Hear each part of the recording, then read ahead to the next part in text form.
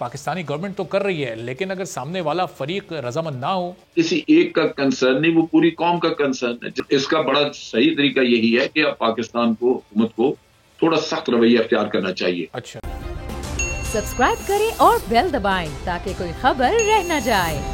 دیکھیے، یہ چونکہ وہ افغانستان میں بیٹھے ہیں، یہ ٹی ٹی پی والے، اور افغان طالبان کے ساتھ ایک معاہدہ امریکہ نے کیا جس میں شک ہے کہ افغانستان کی سرزمین استعمال نہیں ہوگی دہشت گردی کے لیے کسی کے خلاف. لہذا یہ افغانستان میں جو طالبان حکومت آئی تو انہی کی ذمہ داری تھی، انہی کو سونپا گیا، اور ان کی ریکویسٹ پہ یہ موقع دیا گیا بات چیت کا.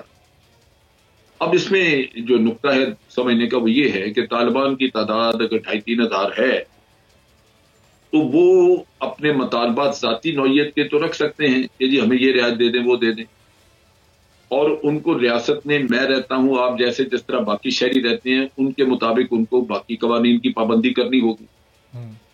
اگر وہ یہ چاہیں کہ وہ اپنی منمانی کریں اور 2,500-3,000 لوگ اپنی خواہشات، اپنی سوچ مسلط کر دیں 22 کروڑ لوگوں پہ، تو وہ تو نہیں ہو.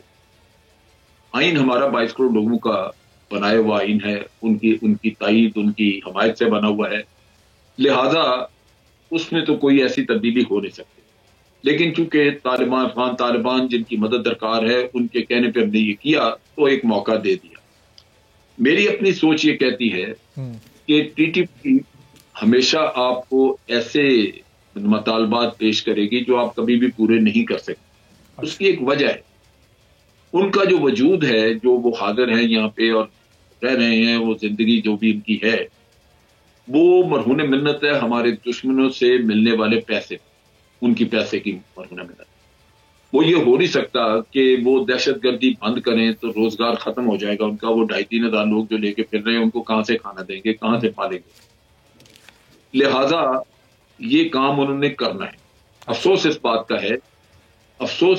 کا ہے کہ افغان طالبان نے بات چیت کے لیے کہا، اور وہ اب بھی یہ کہہ رہے ہیں کہ جی پاکستان ان کی بات سنیں، اور ان کو کہہ رہے ہیں کہ بھی آپ بھی ٹی ٹی پی بھی امن کی طرف بڑھے. یہ باتیں ظاہر کرتی ہیں کہ افغان طالبان میں یہ کہنے کو تو وہ کہتے ہیں کہ یہ ہمارا حصہ نہیں، ہم ان کے ساتھ نہیں، لیکن ایک نرم گوشہ نظر آتا ہے ان کے لیے کہ یہ وہ آپ کو اس طرح کی کہانی. لیکن عبدالشکور صاحب، یہ کیا ہماری حکومت اور ریاست کیا واقعی ان کو مطلوبہ رعایت دے سکتی ہے؟ اور اگر دینے میں سنجیدہ ہوتی ہے چاہے امن و امان کے لیے، تو کیا یہ ایک درست روایت ہوگی؟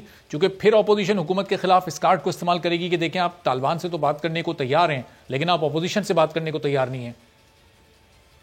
نہیں، اس میں طریقہ کار یہ تھا کہ حکومت طالبان سے بات کر کے جس چیز پہ حکومت سمجھے گی کہ اتفاق رائے ہو سکتا ہے، وہ ایک عارضی معاہدہ یا عارضی شکل میں اس کو لا کے پارلیمنٹ کے سامنے رکھا جائے.